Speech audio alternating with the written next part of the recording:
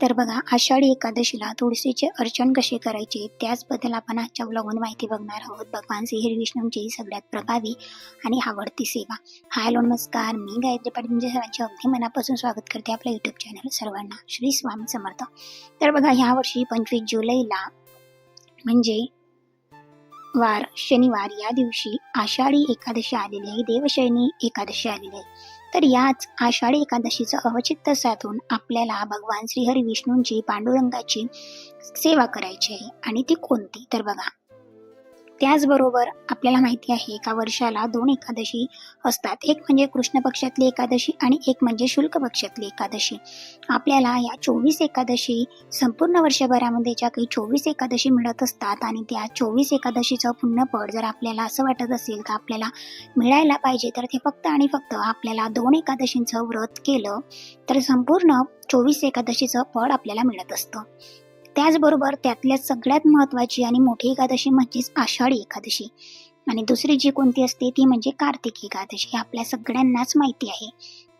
त्याचबरोबर आता आपल्याला या 2 एकादशींचं फळ आपल्याला मिळावं म्हणून आपण संपूर्ण एकादशीचं फळ मिळावं आपल्याला म्हणून आपण व्रत करत असतो, उपवास करत असतो, छान अशा विविध या दिवशी सेवा करत असतो.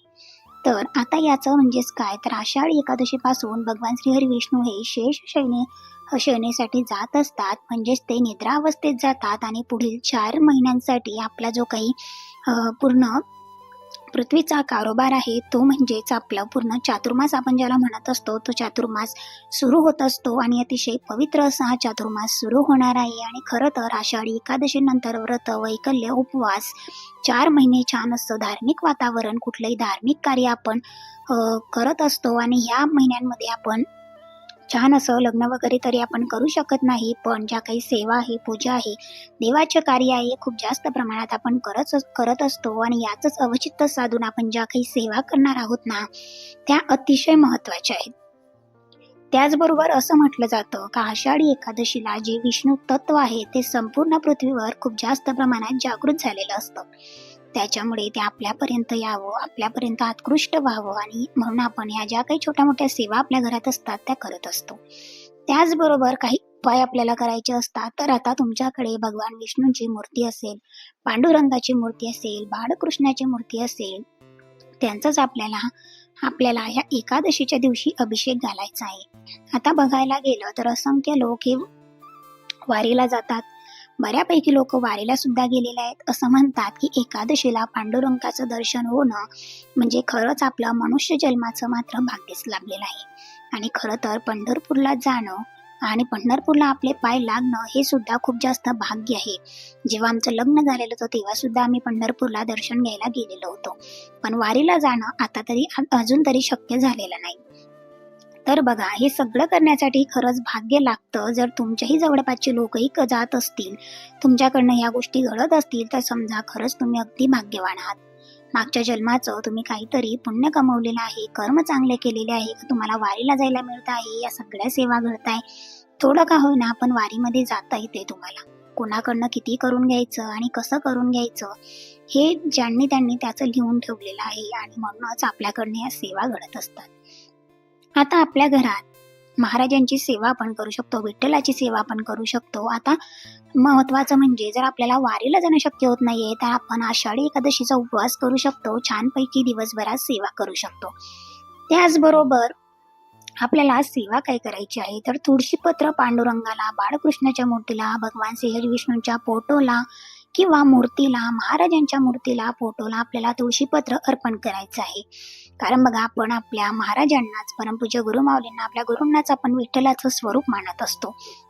म्हणून आपल्याला त्या सगळ्यांना तुळशीपत्र अर्पण करायचं आहे. आणि खूप सुंदर अशी ही प्रभावी सेवा आपल्याकडनं त्या दिवशी घडणार आहे आणि आपल्याला ती करायची आहे. आषाढी एकादशीला तुळस मात्र तोडायची नाही किंवा स्त्रिया कधी तुळस तोडत नाही असं म्हटलं गेलेलं आहे. म्हणून आपण बघतो का प्रत्येकाच्या अंगणामध्ये सुंदर अशी मोठी तुळस फुललेली असते. जर तुम्हाला ती तुळस तोडायची नसेल तर तुम्ही बाहेरून सुद्धा तुळस आणू शकता किंवा तुमच्या घरातल्या पुरुष मंडळींकडनं ती तुळस तोडून घ्यायची आहे. तुळस आपण शुक्रवारी, शनिवारी तुळस तोडत नाही. आषाढी एकादशीला आपण तुळशीला पूजा वगैरे करतो पण तुळस तोडत नाही. म्हणून आदल्याच दिवशी तुम्हाला ही तुळस तोडून घ्यायची आहे. कारण आषाढी एकादशी ही शनिवारी आलेली आहे म्हणून आपण त्यात सगळ्यात महत्त्वाच्या स्त्रिया तुळस तोडत नाही आणि हा नियम प्रत्येकाला पाळायचा आहे. खरं तर बाजारात गेल्यावर आपल्याला विकतची तुळस सुद्धा मिळते, पण आपण जेव्हा फुलं आणायला जातो तेव्हा भरपूर तुळसही आपल्याला त्याच्यात देत असतात किंवा आपण ती मागून घ्यायची. बऱ्याच लोकांकडे जर तुळस नसेल, तुळस प्रत्येकाच्या अंगणात असायला हवी, पण नसेल तर तुम्ही विकत सुद्धा आणू शकता. बघा, असं म्हटलं गेलेलं आहे का फक्त एकादशीला तुळस न तोडता आदल्या दिवशी तुम्ही आणून ती तुळस तोडू शकता. तुळस तोडत असताना तुळशीला विनंती करायची आहे का, तुळशी मातेला आपल्याला विनंती करायची का, माता या कार्यासाठी मी तुळस तोडत आहे, मला तू परवानगी दे, अशी प्रार्थना करत नंतर आपण ती तुळस तोडायची आहे.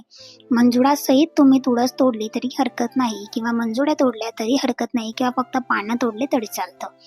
आता ही तुळस तोडून झाल्यावर ही जी तुम्हाला सेवा करायची आहे ती तुम्ही दिवसभरात कधीही सेवा करू शकता. तरी ब्रह्ममुहूर्तावर करा किंवा रात्री केली तरी हरकत नाही किंवा आपल्याला दिवसभरात जेव्हा शक्य होईल तेव्हा तुम्हाला सेवा करायची आहे. आपल्याला सेवा काय करायची आहे तर बघा, विष्णू सहस्रनामावलीचं पठण आपल्याला ह्या दिवशी करायचं आहे.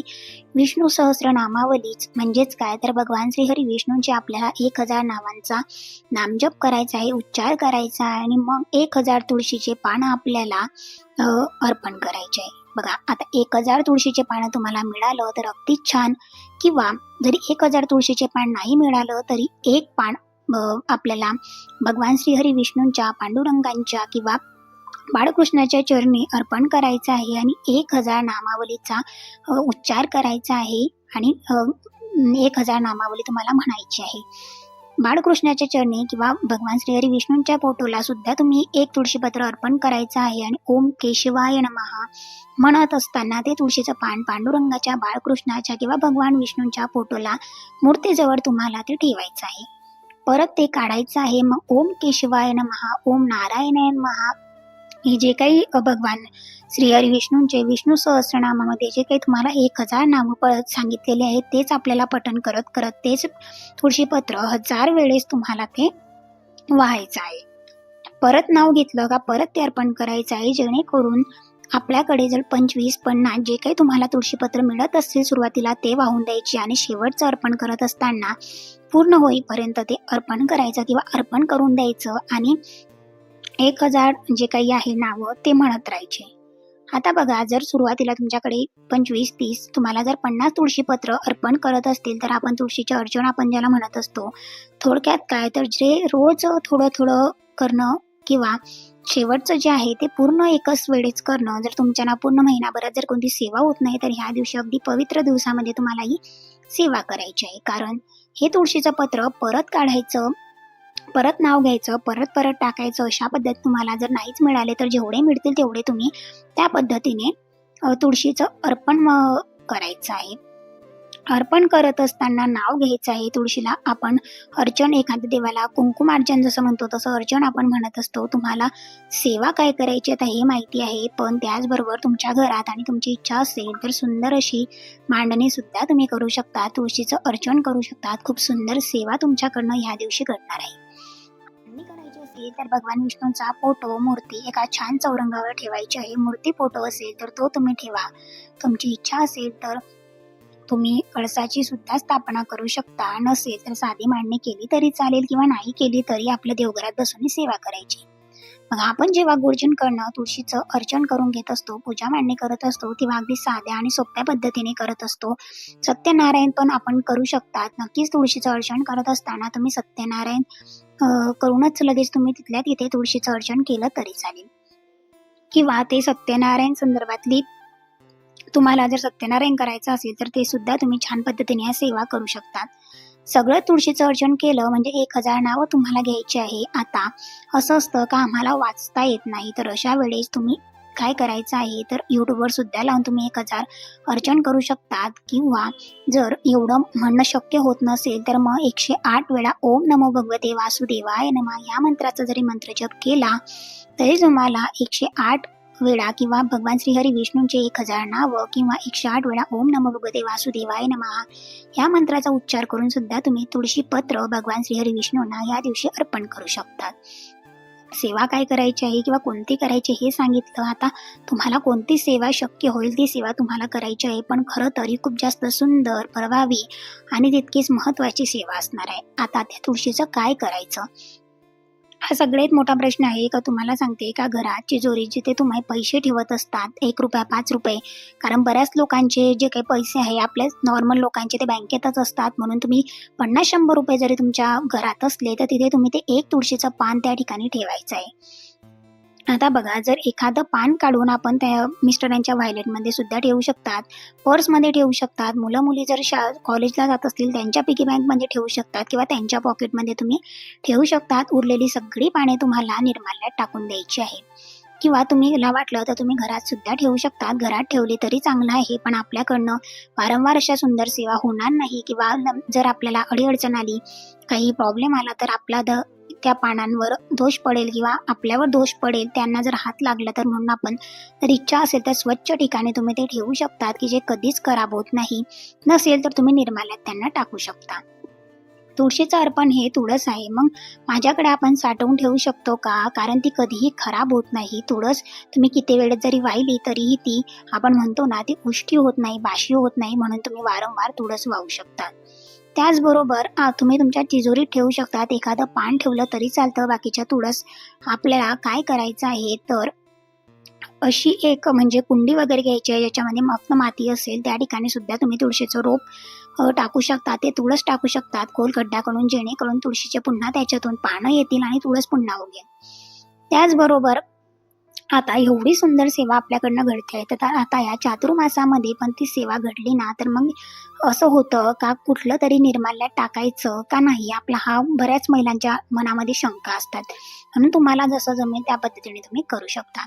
1000 तुळशीचे पानं नाही भेटले तरी 501 भेटले, 108 भेटले तरी चालेल, 10 भेटले, 15 भेटले, जितके मिळतील तितके तुम्हाला ते अर्पण करायचं आहे. त्याचबरोबर तुळशीचं विष्णू सहस्रनाम, आपल्याला विष्णू सहस्रनामावलीचं पठण करून तुळशीचं अर्चन करायचं आहे. या दिवशी खूप सुंदर भगवान श्रीहरी विष्णूंना तुळशी अतिशय प्रिय आहे. त्यांना तुळसला आपण विष्णुप्रिय म्हटलं जातं आणि या संपूर्ण चातुर्मासामध्ये ज्या काही आपण सेवा करतो ना त्याचे फायदे आपल्याला खरंच अगणित मिळत असतात. नेहमी आपण म्हणत असतो का आपण नेहमी सेवेचा बँक बॅलन्स वाढवला पाहिजे, आपल्याकडे खूप पैसा मिळावा, आपण श्रीमंत व्हावे याच्यासाठी नाही, तर याच्यापेक्षा माझ्या घरातील लोक सुखरूप आहेत, माझा संसार सुखाचा आहे, मला खरंच महाराजांनी खूप दिलेलं आहे याबद्दल देवाची कृतज्ञता व्यक्त करण्यासाठी या सेवा केल्या पाहिजे. बघा, हीच आपण प्रार्थना करत असतो. आपण ही सेवा करून काय होणार आहे तर खूप काही मिळणार आहे का तर नाही, पण निश्चितच तुम्हाला माहिती आहे का माता लक्ष्मीला काय प्रिय आहे तर माता लक्ष्मीला भगवान श्रीहरी विष्णूंची सेवा जास्त प्रिय आहे. आणि भगवान श्रीहरी विष्णू हे जगाचे चालक, मालक, पालक आहेत, म्हणून ते सगळं काही करू शकतात. तर तुमच्या माझ्या अडचणी का दूर नाही करणार, म्हणून सगळ्यात महत्त्वाचं ना, ही सेवा करून जो काही आनंद मिळतो ना तो खरंच 1,00,000 मोलाचा आहे. म्हणून सुरुवातीला आपण छानपैकी तुपाचा दिवा लावायचा आहे. विष्णू सहस्रनामावलीचं पठण सुरू झालं का इतका सुंदर असं जेव्हा आपण ते तुळस अर्पण केलेली असते, अर्चन केलेलं असते, तेव्हा घरामध्ये सुद्धा छान सुंदर वातावरण होतं, पॉझिटिव्हिटी निर्माण होते, सुंदर असा सुगंध घरामध्ये पसरतो. निश्चितच याचा फायदा आपल्याला दिवसभरात या सेवा आपण कधीही करू शकता. याचा फायदा आपल्याला आयुष्यभर होणार आहे, कारण जेणेकरून आपल्या सेवेचा बँक बॅलन्स वाढणार आहे आणि प्रत्येकाने ही सेवा या दिवशी करायची आहे, जेणेकरून आपल्याला कधीही कशाचीही कमी पडणार नाही. महाराजांचा आशीर्वाद, महाराजांचं जे काही आपल्यावर वलय कवच आहे ते असणार आहे, भगवान श्रीहरी विष्णूंचं वलय कवच असणार आहे. आपल्याला माता लक्ष्मीला बोलवायची गरज पडणार नाही, कारण भगवान विष्णूंची सेवा झाली म्हणजे माता लक्ष्मी येतेच.